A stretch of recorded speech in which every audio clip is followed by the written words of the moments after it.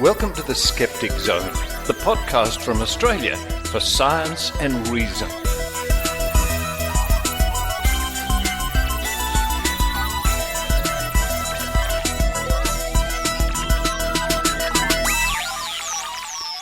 Yes, it's the Skeptic Zone podcast, episode number 632 for the 22nd of November 2020. Richard Saunders coming to you from Sydney, Australia. Let me have a look. The sun is just about to rise up nice and early today. I think I'll go for a nice 12-kilometre walk, which has been my habit over the course of the pandemic.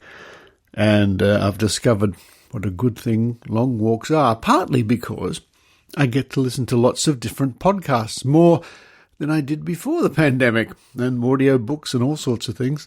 Which reminds me, right at the top of the show, I will mention that the ESP podcast are having a live show about this time next week. Anyway, check out the European Skeptics podcast for more information. So next weekend, look out for that live podcast.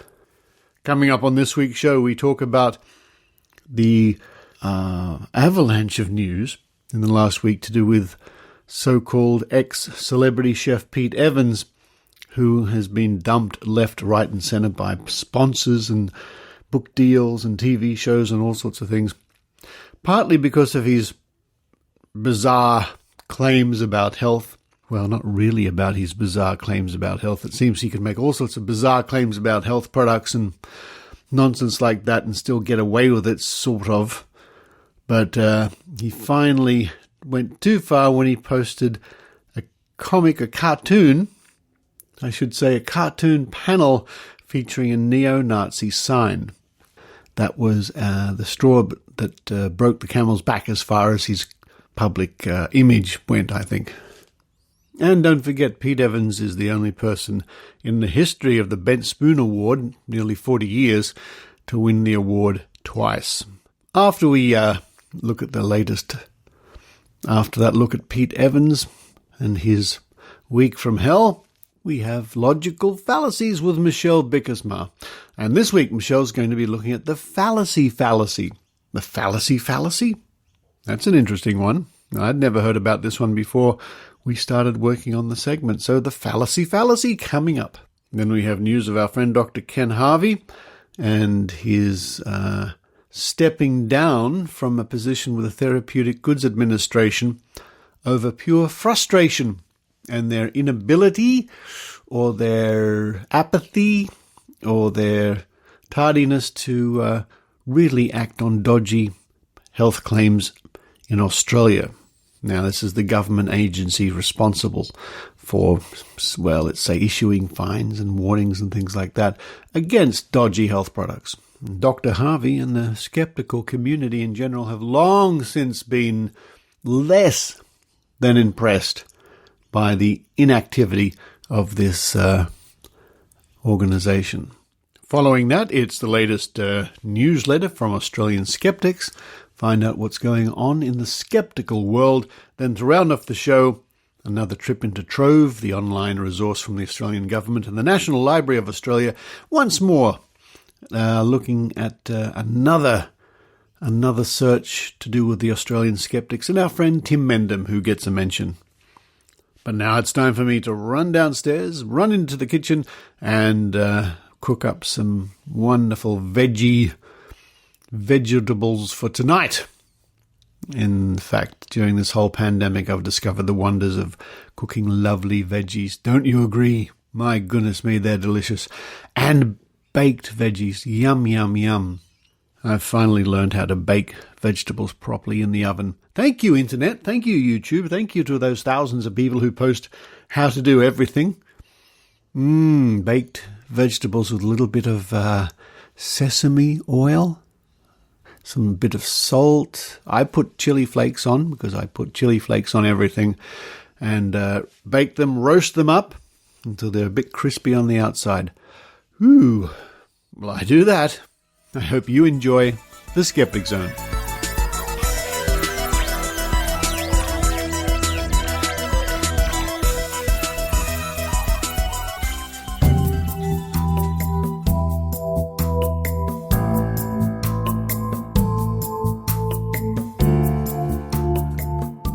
Now, long-time listeners to the Skeptic Zone will recall the ongoing saga that is Paleo Pete Evans, the former TV chef who has now been dropped left, right and centre from various promotions. He was involved with sponsorship deals, book deals, all sorts of things, television programs, the list goes on and on and on. Now, in 2015, Pete Evans came to our attention more or less for his promotion of the paleo diet and also his campaigns against fluoridization, his support for anti-vaccination, and his post discouraging the use of sun cream, suntan lotion, sunscreen, that sort of thing. Now, that's an old conspiracy. I've come across that one before, where people say that there are microparticles in sunscreen, you shouldn't use them. In fact, I was once doing a TV show many years ago, and we were out in the sunshine, and one of the people involved in the TV show was promoting this conspiracy theory. And I stepped in and I stood up and I said, look, I think you should be wearing sunscreen on such a hot day. Well, Pete Evans has been bubbling along for some years with the same sort of conspiracy theories and strange beliefs. But this year it's really come to the fore with COVID-19, of course. And in fact, you may well recall that not so long ago, only a matter of weeks ago, Pete Evans won this year's Ben Spoon Award for the promotion of the pseudoscientific non-medical biocharger and his continuing anti-vaccination position. Now, the biocharger is this machine that looks like a blender and Christmas lights all mixed up together. And the idea is you put this in a room, you switch it on, the lights flash and do what they have to do, and it sends out energies or frequencies that can manipulate biological organisms, such as pathogens or whatever in your body. It's beyond nonsense, and in a time of COVID-19, when sadly hundreds of thousands of people around the world are dying, it is nothing you can take with a grain of salt anymore. It's deadly serious. So to try and bring you up to speed as best I can, because in the last week it's just getting ridiculous with this Pete Evans story, I will read a few excerpts from media reports in newspapers and so on concerning this character. And we begin with the Sydney Morning Herald, dated the 18th of November 2020, with the headline, "No Longer Good Evans as Sponsors Run a Mile." And this is by Carl Quinn and Brodie Carmody. As many of Pete Evans' lucrative media and sponsorship deals evaporated within the space of 24 hours this week, it was easy to imagine it might have been the last we would see of a man who has morphed from mainstream television star to polarizing diet, health and lifestyle prophet before our eyes. "I don't think he has a place in public life in Australia," said Jennifer Hill, founder of the feminist activist group Mad Effing Witches, and I'll let you use your imagination what effing means, and one of the instigators of a swift and successful campaign against the former My Kitchen Rules host this week.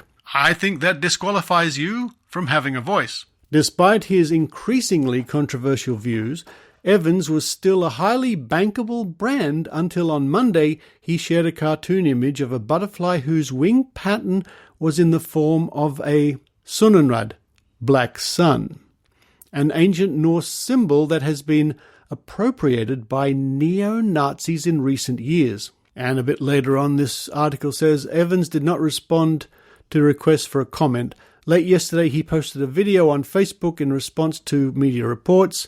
"The fact that I actually had to Google what neo-Nazi meant is pretty telling, so I just want to tell you this once, and one time only. It is completely untrue, unfactual, and a load of garbage." And this news report goes on to tell us that Pete Evans has been dumped from a show that's going to go in production in January called I'm a Celebrity, Get Me Out of Here.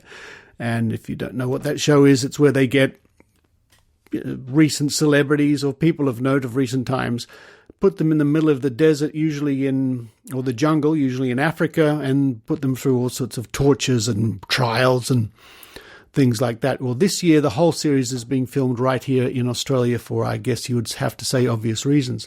Anyway, Pete Evans was lined up to be one of the stars on the show, but he's been dumped from that show. And also this article points out that a lot of his sponsors have been deserting him, and rightly so. Things like retail outlets, Big W, for example, the Dymocks bookstore, Woolworths supermarkets, House, which is a place you would buy kitchen utilities and things like that, Coles supermarket, cooking brands have dumped him. So it's been a very quick, in one respect, a quick downfall for Pete Evans over the last week or so. But over the longer period, he has been spouting this sort of conspiracy theory and, frankly, woo-woo alternative medicine for some time. The bio machine with the flashing lights, which costs thousands upon thousands of dollars, was just one example of this. Now, the very latest that's come to hand as I record this on Saturday, the 21st of November, is a news report come up here on news.com.au. Time to say goodbye. Controversial celebrity chef turned conspiracy theorist Pete Evans quits Facebook. Now, that's interesting. So he's more or less come out saying that he's going to quit Facebook. I wonder if that's going to be true. But largely, I think Pete Evans' big problems came when he posted that neo-Nazi sign on his social media. Now, you can get away with a lot when you're a celebrity. You can make outrageous health claims, which put people's lives in danger, quite frankly. That's one thing.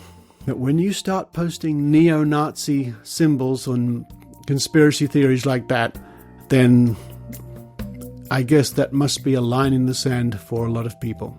Anyway, I will link to some of these articles in this week's show notes.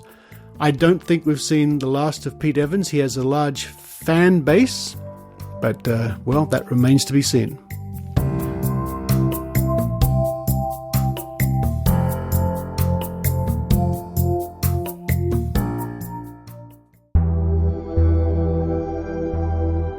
Hi there, I'm Abhijeet and I host the Rationable podcast on BeRationable.com. Every couple of weeks, I science the hell out of alternative medicines, health and nutrition fads, social media forwards, science news, and lots more. Of course, you can find all of my articles, podcast episodes, and lots more on www.berationable.com. See you there, and until then, always be rationable.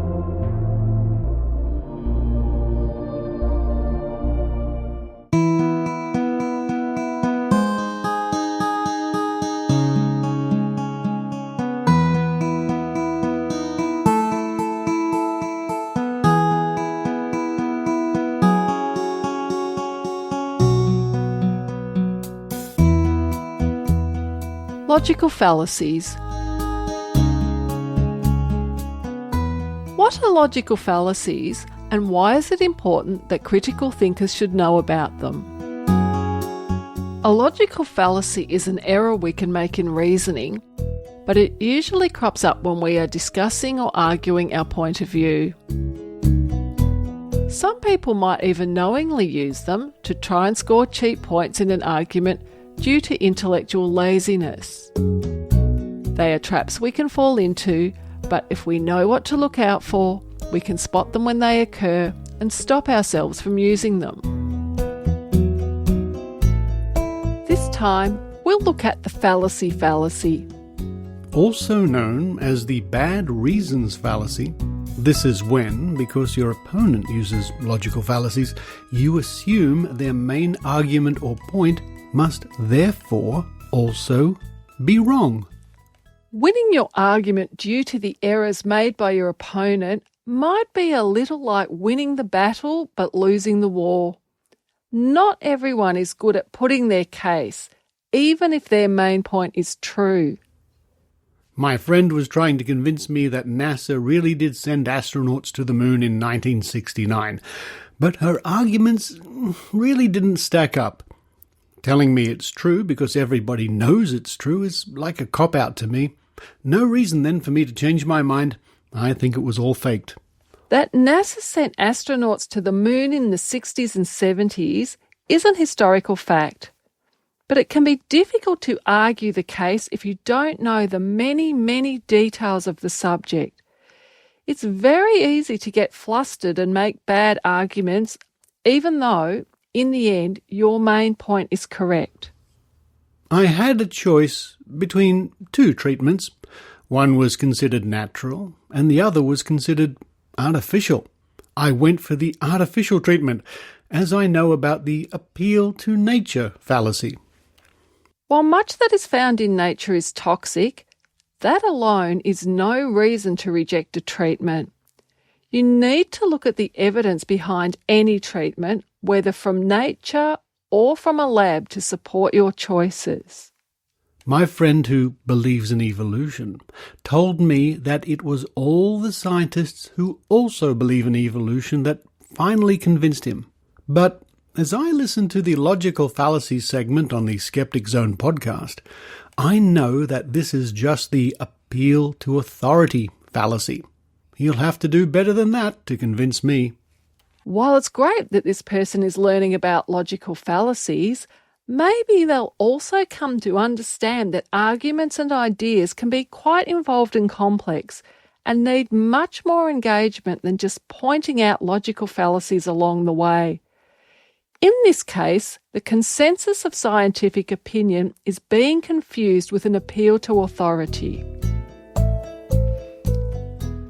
While it might be easy to score points based on your opponent's poor arguments, try to bear in mind that, in the end, you are both hopefully trying to get to the truth. If something is true and real, it is true and real regardless of how well or how badly someone can argue the case for it. Knowing a logical fallacy when you hear one, and even knowing its name, is important when arguing your point of view. However, you may come across as arrogant and not get very far if you call it out by name to your opponent when you hear it being used. If your opponent calls you out for using one, it's time to stop and think about how you are making your case. Use your knowledge of logical fallacies wisely, and remember that even if your point of view is right and you know all the pitfalls in arguing your case, it doesn't always mean you'll win on the day.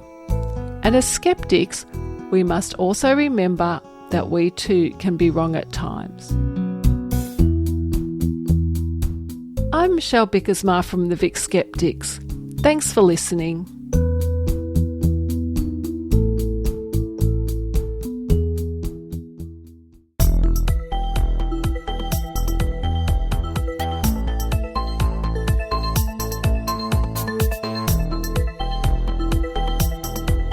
Kyle from the Data Skeptic podcast.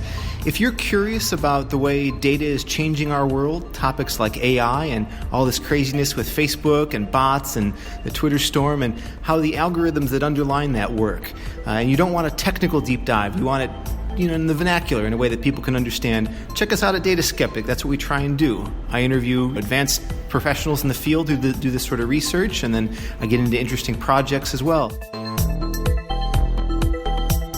We're a weekly show, and you can find us at dataskeptic.com.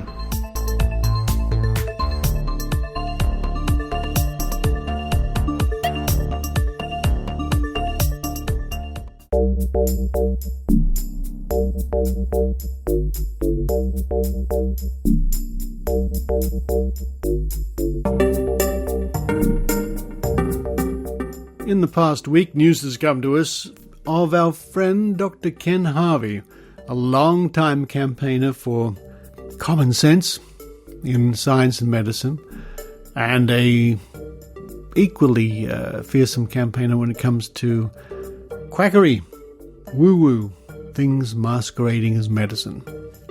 Ken Harvey has been associated with the Therapeutics Goods Administration, but this news item has come our way, dated the 16th of November 2020, by Liam Mannix. Top doctor resigns TGA role after concerns with policing of fringe medicine. A leading medical campaigner has resigned from the Medical Watchdog's Advertising Committee, citing years of frustration over its kid glove treatment of complementary medicines. The Therapeutic Goods Administration received 1,468 complaints in 2018-19 about advertisements for drugs and devices, many of them alleging herbal supplements, fat burners and hangover cures, were being sold with wild and unsupported claims about their effectiveness. Nearly all the complaints were upheld, but despite having the power to issue penalties, in most cases the TGA opted to send only an advisory letter, according to a study led by Associate Professor Ken Harvey and published in the Australian Health Review. In 2018, Federal Minister Greg Hunt appointed Dr. Harvey as a representative of consumer organisation and magazine Choice to the TGA's Advertising Consultative Committee, a panel of industry, media and consumer representatives who work with it on advertising compliance. Before that, Dr. Harvey, who is a Choice Life member, spent several years on the Therapeutics Goods Advertising Complaint Resolution Panel. I have come to the conclusion that I have been wasting my and Choice's time, Dr. Harvey said. The TGA is not going to fix the problem of advertising until there is changes, either at the top of the TGA or at government level. Dr. Harvey said the TGA, which is funded by industry, has grown too close to those it was supposed to regulate. Complementary medicines are a profitable, export-orientated industry. But it's export-orientated because it's producing bullshit. Sooner or later, even the Chinese are going to want products that work, he said. Professor Harvey personally complained about a, quote, clinically proven, end quote, hangover relief pill in 2018, citing a lack of published evidence that it worked. The TGA resolved Professor Harvey's complaint about the product by sending, quote, educational material, end quote, to the manufacturer, who the TGA said then made, quote, substantial changes, end quote, to its advertising. A spokeswoman for Choice said it was considering whether to nominate a new representative or resign altogether. We take Dr. Harvey's concerns very seriously, she said. The TGA rejected any suggestions that Dr. Harvey's resignation was a sign its regulation was failing. It pointed to $816,320 in fines handed out over dodgy COVID-19 ads. The TGA is committed to protecting consumers through the regulation of its advertising for health products, and there's a large amount of information to demonstrate that it is achieving its objective, a spokesman said. But many products remain for sale despite upheld complaint, Dr. Harvey said. One such case is the pain eraser, which claims to kill pain with tiny electric pulses. The product won a Choice Shonky Award for dubious pain relief claims. The report goes on to say, in Australia, complementary medicines, which include Chinese herbs and probiotics, are regulated by the TGA. But the TGA does not test or review the evidence behind a product's claims, which can allow dodgy products to the market. And this is what we've found over many, many, many years. Especially if you walk into a pharmacy, you can find shelves full of products that simply probably don't work. And the giveaway, next time you're in a chemist shop here in Australia, a pharmacy shop, have a look at the labelling on what's being sold. If it says, if there's a number beginning with AUST with the letter R after it, that means it's been registered, it's been proven to work. If it has an L, so AUSTL, OST-L, and a number, it means it's listed. And it might work. It might not work. The regulation is pretty watery. And now published on the 15th of November from Ken Harvey himself, review of the Therapeutic Goods Advertising Framework. And I will link to this in the show notes, but the conclusion is, As the choice representative on the former Complaints Resolution Panel and the Therapeutics Advertising Code Council, and more recently the Therapeutics Goods Advertising Consultative Committee, TGACC,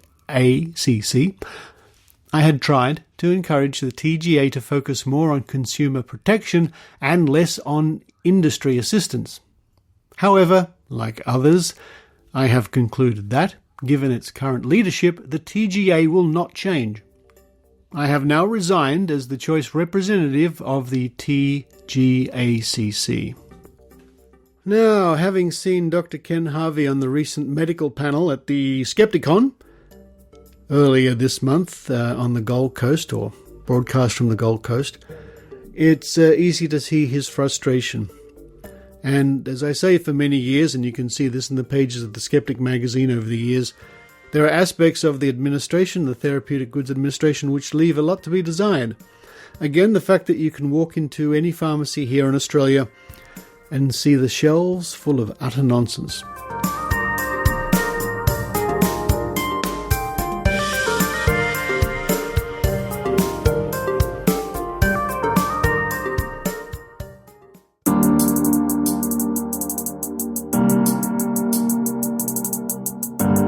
Hi, this is Rob Palmer.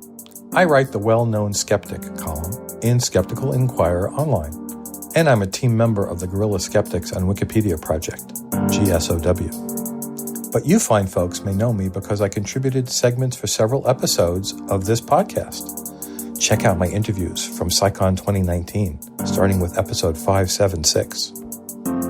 So here's a little-known fact. All of my skeptical activism stems from discovering the Skeptic Zone. Yep, I first heard of the GSOW project right here back in 2012 due to Richard's selfless support of it and other skeptical activities around the world. I can honestly say I'd likely still be a skeptical couch potato if I hadn't discovered this podcast. So besides giving back to the Zone by contributing occasional segments, I contribute to the success of the show with ongoing monthly micropayments, and I'm asking you to consider doing the same. You can do that by following the Patreon or PayPal links at skepticzone.tv. Every donation supports the show, and Richard will really appreciate it.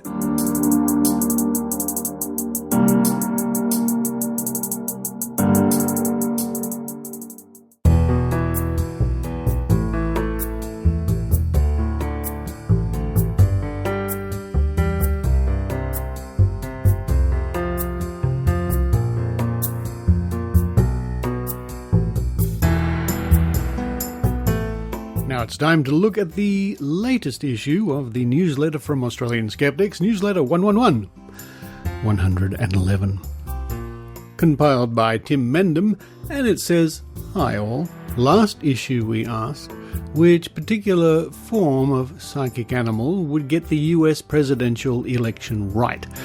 Well, obviously there's still some grumbling in the pet psychic circles. So far, Muscles the Mystic Crocodile looks good. Chris the Squirrel has probably lost his nuts. Okay, it's the silly season soon, so we're getting ready. Meanwhile, there's always chiropractors to darken up your day. Read on. And the first item says, Skepticon presentations available. Skepticon 2020 was a great success, with an extremely high standard of presentations.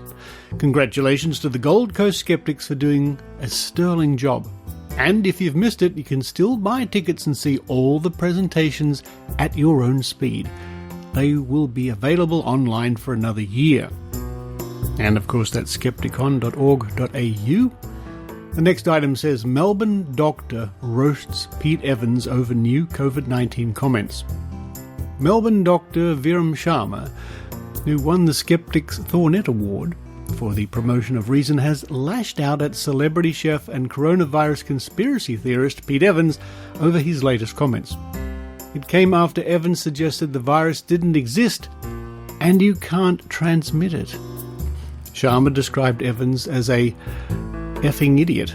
That's what it says here, or words to that effect. Here we have another story. Bizarre publishing ring that linked 5G to coronavirus. From black holes at the Earth's centre to decapitated quails.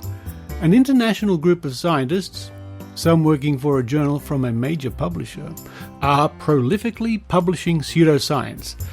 The scientists, some seemingly well-credentialed, have been publishing in obscure scientific journals, accruing hundreds of co-authorships over the past several years. The only problem, most of the studies they publish don't make any sense. Can neck manipulation cause a stroke? Article on signs that a patient might have been damaged in a chiropractic manipulation. Useful checklist to have in an emergency. Note that it is from a law firm, so they do have an interest in taking legal action. And don't forget, all these little snippets are accompanied by links you can press in your newsletter when you collect that in your email to see the full story. Informed consent, duty of disclosure and chiropractic.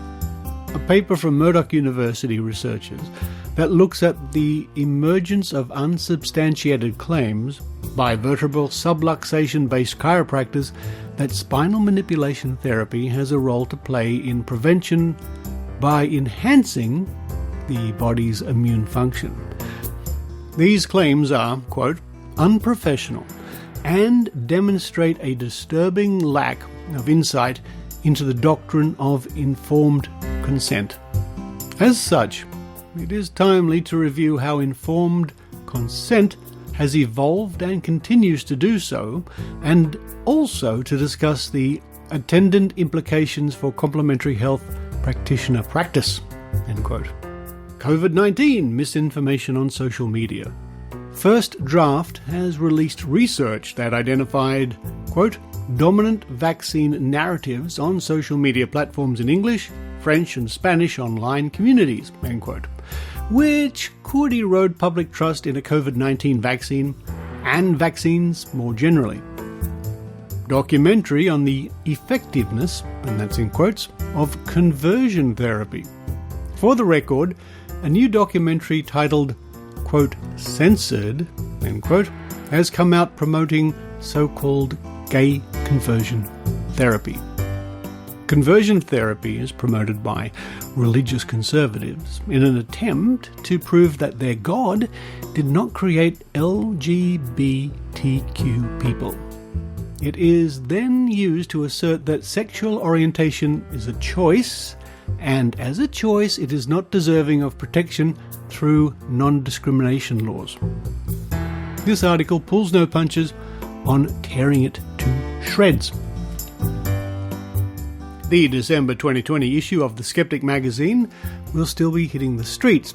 It includes a major feature on when good scientists go bad, and even some bad scientists who go even badder. Plus the usual panoply of interesting and weird, the worrisome and the fun. And of course you can subscribe to the Skeptic magazine at skeptics.com.au. And once you're there, you can also contact Tim via email with any stories you might put his way, any suggestions for stories. And lastly, we have events coming up, including on the 3rd of December, Sydney Skeptics in the Pub, with Mandy Lee Noble, one of the reporters here on the Skeptic Zone and Skeptic of the Year. And on December the 21st, it's Associate Professor Paul Willis, Vic Skeptics Cafe. Recent highlights of Australian paleontology. And right at the end, something to round off the newsletter, items of interest, largest online seance sets world record. A Guinness World Record for the world's largest online seance, by which they mean the most people, not actually a large seance, has been set at one of the historic properties in Warwick, United Kingdom. UK Haunted and a Wiccan Witch used a 5th century site owned by the Freemasons for the setting for TV channel Reely's Guinness World Record attempt. The team at Reely said the seance topped more than 9,000 live viewers, smashing the viewing figures needed to enter the record by over 5 times. The channel says it now holds the Guinness World Record title for, quote, most viewers for a seance live stream on Facebook, end quote. A record that you were no doubt waiting with bated breath to see broken. Next week, the most aardvarks named Bob gathered in a small field in Upper Volta on a Monday afternoon. And that's just some of the highlights from the latest issue of the Australian Skeptics newsletter number 111, and you can have that delivered into your inbox every other week by subscribing at skeptics.com.au.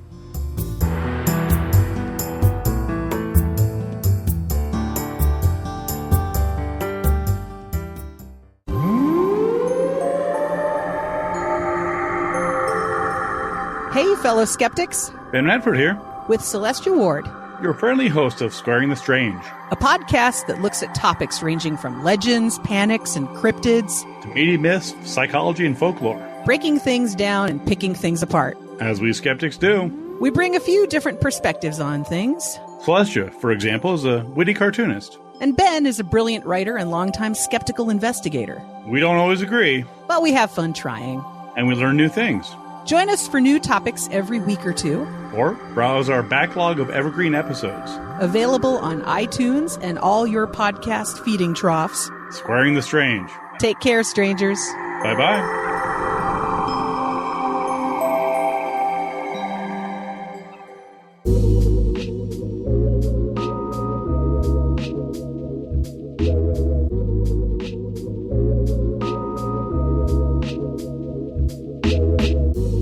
Dive once more into the treasure trove of information. That's trove, trove.nla.gov.au, an online resource of magazines, newspapers, and so on from Australian history, searchable.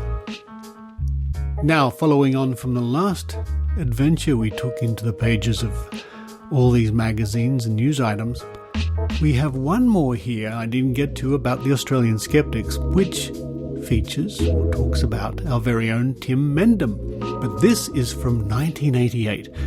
The Tribune, or Tribune newspaper or magazine, I'm not sure exactly what that was. It says here from 1939 to 1991, but this is from the 4th of May 1988.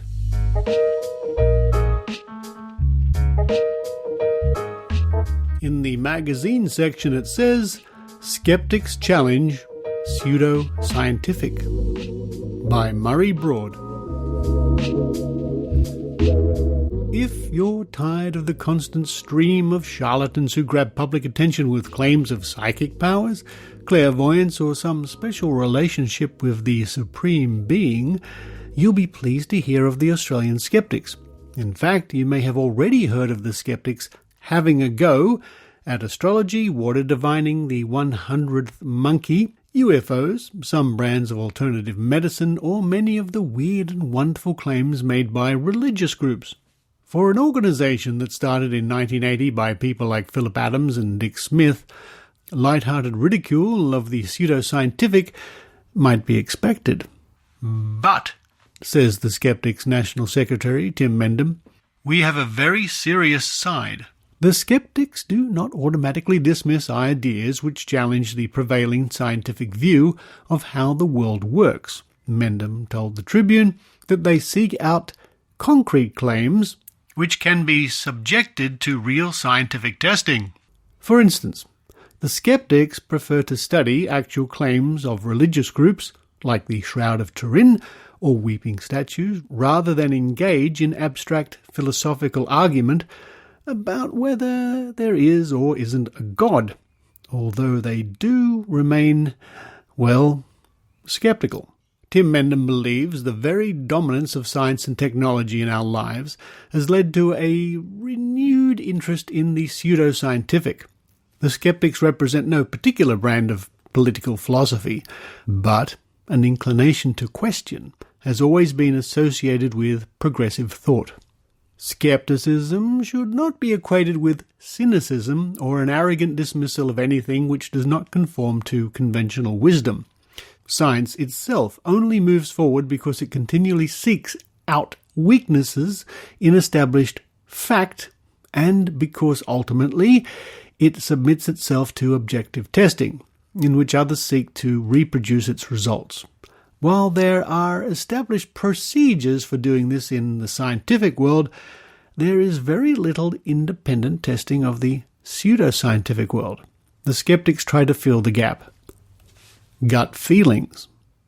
In the case of alternative medicine, the skeptics readily admit that traditional medicine has sometimes gleaned valuable knowledge from the non-traditional. Chiropractic, acupuncture, and work on dietary cures for some health problems are examples. Really? Some doctors now study these fields to supplement their traditional training. Nevertheless, the skeptics suspect some types of alternative medicine because they rarely, if ever, publish statistical data. They appeal to the patient's gut feelings, says Mendham. Given many people's experiences of traditional medicine as cold and distant from human feelings, it's not surprising that some shonky healers do a roaring trade. Now, just a quick aside for those people listening internationally, and I've come across this before, the word shonky sometimes does not translate into other cultures around the world. Shonky means dodgy. Not on the up and up. It could be a bit of a con, doesn't work properly, faulty, that sort of thing. Usually they diagnose an inner malady. The liver is a good one, as its complex and subtle functions make it difficult to check with great certainty. Or perhaps some general bodily malaise. Equally good, as it is impossible to pin down to specifics. The cure tends to be harmless, maybe even beneficial. If it works at all, it does so mainly as a placebo, a sugar-coated substitute for real medication. A patient who has nothing wrong in the strict physical sense, yet feels run down or depressed, may be cured in this way, if they really believe it. In the same way, not all Pentecostals turn out to be like Jimmy Swaggart. Some are really born again and feel genuinely invigorated. Mendham believes there's nothing very wrong with this sort of thing, but you get extreme cases like the Jonestown massacre in Guyana. Jim Jones staged various displays of supernatural powers to get people in, or the case, not so long ago, of an Australian boy who had a cold. His parents put him on a water diet for 60 days. He died. This points out perhaps the greatest and oldest danger of the pseudoscientific and outright superstitious. They blind people to the very problems that require very real human solutions. In a world faced with nuclear extinction and planet-wide population, it's comforting to believe that God, UFOs, or something else is watching over us. Comforting, but it does nothing to solve the problems. Probably the best advice Mendham gives about claims of the supernatural or the paranormal is to treat them as you would the claims of someone who was trying to sell you a used car. Of course, traditional science is not without its rogues. Neither does it fall outside the scope of politics. The fact that nuclear weapons can be built does not mean that their use is inevitable. Similarly, the scientific discoveries in the field of genetics do not automatically prove that some radical types are superior to others. These are matters for more moral and political judgments, which cannot be made with slide rule or calculator. Perhaps, having purchased our car, we should take care who drives it and where. And that was Skeptics Challenge the Pseudoscientific, published in Tribune in Sydney on the 4th of May 1988. And according to Wikipedia, this is interesting, Tribune, Australian newspaper. Tribune was the official newspaper of the Communist Party of Australia. It was published by the Central Committee of the Communist Party of Australia from 1939 to 1991. Initially it was subtitled as Tribune, the People's Paper. It was also published as the Queensland Guardian, Guardian Melbourne, Forward in Sydney. It had previously been published as the Australian Communist from 1920 to 1921, the Communist from 1921 to 1923, and the Workers' Weekly from 1923 to 1939. Well, there you go. Seems that skepticism can pop up just about anywhere. But once again, for all your communist history in Australia and lots of other things beside that, visit trove at trove.nla.gov.au, put in your search criteria, and you never know what you're going to find.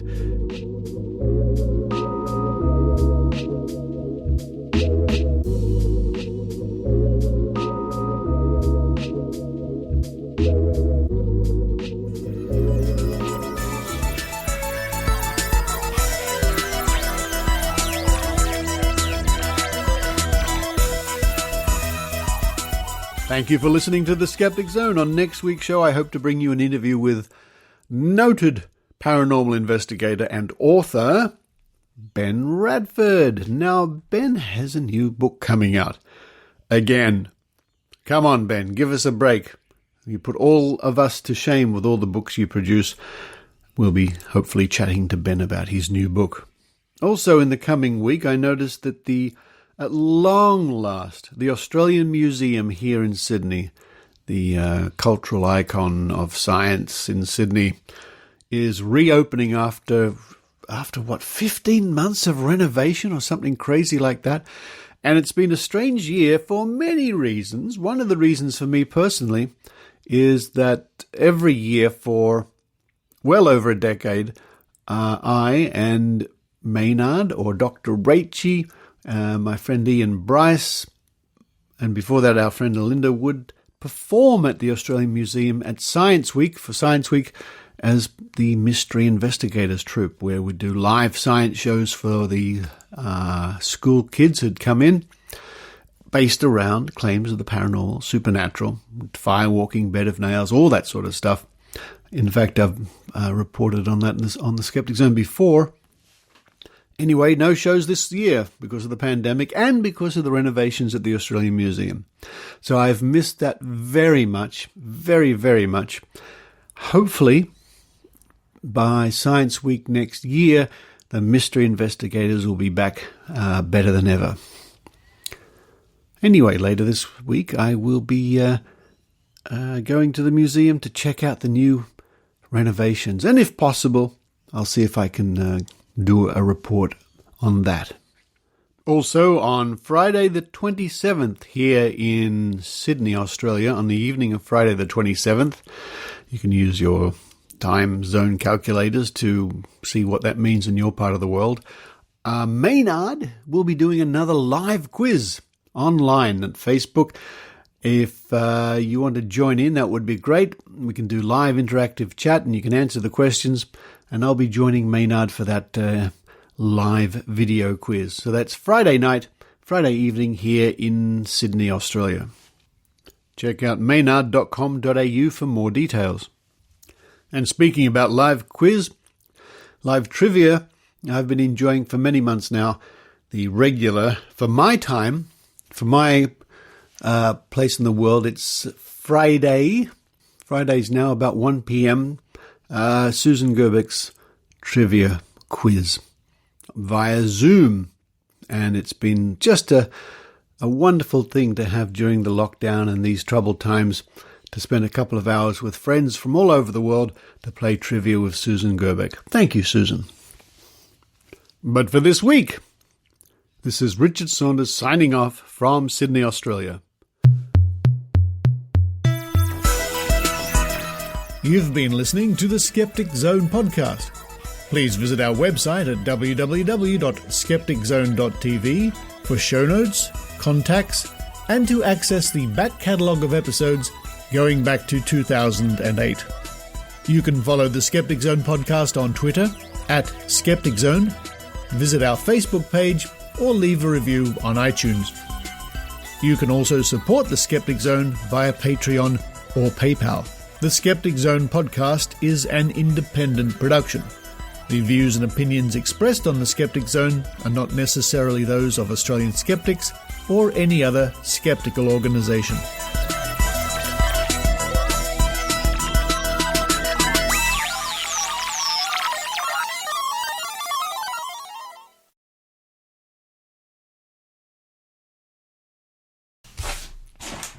Hello to the afterthoughts. I'm going to open the window now.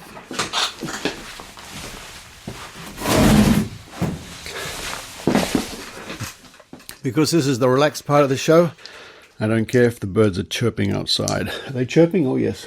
There they go. So, this is, for those people who don't know, this is, if you keep listening to the show after the music, sometimes we play the dice game. Where I roll a die. In this case, it's dice. I've got two D10s. All right, a bit different. Going to roll them 3 times. And where's my... Here we go. Just make sure I note all this down. And you use your psychic powers. Ha ha ha. Or your dumb luck. Or whatever. You know. You can always cheat. You can always listen to this and rewind it and listen again and get it right every time. What numbers are going to come up? So, as there are 2, the numbers will be from 1 to 100 this week. So it could be 1 all the way to 100, 3 times. Here we go. First number is 68. I think the bird outside the window got that one right. Yeah. 68 is the first number. Second number. Have you got 6 or 8? Well, that's not too bad. Here we go. Second number is 39. I know Susan Gerbic wants it to be 55, the next one. And lastly, it's not 55. I'm sorry, Susan. It's 14. So, the winning numbers this week are 68, 39, and 14. But just for Susan, one more, okay? Because there's no 5s there, and we can't have that. Here we go, Susan.